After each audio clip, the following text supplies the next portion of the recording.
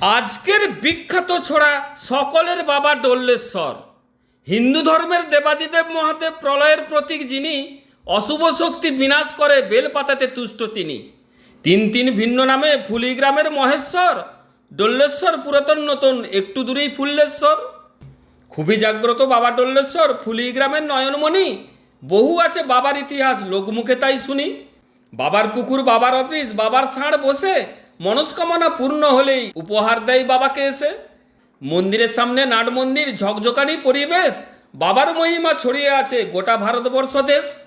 করজোড়ে প্রণাম জানাই ওহে মহেশ্বর, ভালোভাবে থাকতে পারি এটাই চাইছি বর। নমস্কার।